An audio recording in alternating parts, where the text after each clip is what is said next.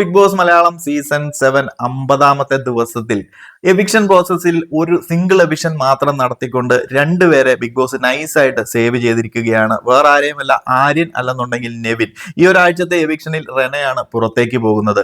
എന്നാൽ രണ്ട് എവിക്ഷൻ നടക്കേണ്ടതായിരുന്നു. നെവിൻ അല്ലെന്നുണ്ടെങ്കിൽ ആര്യൻ ആയിരിക്കും ഈ ഒരു ഡബിൾ എവിക്ഷനിൽ വരേണ്ട രണ്ട് കണ്ടസ്റ്റൻസിൽ ഒരാൾ. ഇവരെ രണ്ടുപേരും ബിഗ് ബോസ് സേവ് ചെയ്തു എന്ന് വേണം എനിക്ക് പറയാൻ. ശരിക്കും നെവിൻ ആയിരിക്കണം ഈ ഒരാഴ്ച പുറത്തേക്ക് പോകേണ്ട മറ്റൊരു കണ്ടസ്റ്റന്റ്. അപ്പൊ നെവിനെതിരെ നടന്നിരുന്ന ഒരു അലിഗേഷൻ, ആ അലിഗേഷനിൽ ബിഗ് ബോസിന് ഒരു തീരുമാനം എടുക്കാൻ സാധിക്കാത്ത ഒരു സിറ്റുവേഷൻ ആണ്. അതിലൊരു തീരുമാനം എടുത്തു കഴിഞ്ഞിട്ടുണ്ടെങ്കിൽ നെവിനെ ഭയങ്കരമായിട്ട് ബാധിക്കുന്ന ഒരു കേസുമാണ്.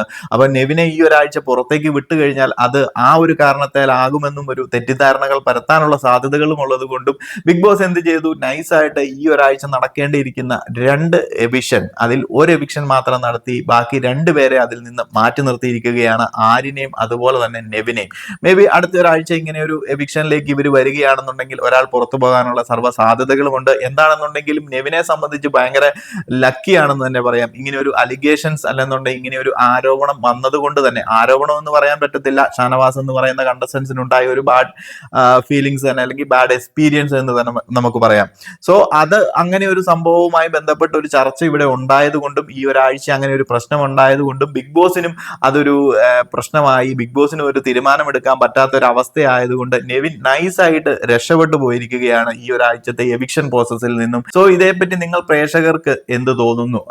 റെനയോടൊപ്പം ഒരാൾ ആര്യൻ അല്ലെന്നുണ്ടെങ്കിൽ നെവിനും കൂടെ പുറത്തേക്ക് പോകേണ്ടിയിരുന്നില്ലേ? റെന മാത്രം അല്ലെങ്കിൽ ഒരു സിംഗിൾ എവിക്ഷൻ മാത്രം നടത്തിയതിൽ നിങ്ങൾ യോജിക്കുന്നുണ്ടോ എന്നൊക്കെ ഒന്ന് കമന്റ് ആയിട്ട് അറിയിക്കുക. അപ്പോൾ കൂടുതൽ അപ്ഡേറ്റുകളുമായി മറ്റൊരു വീഡിയോയിൽ കാണാം.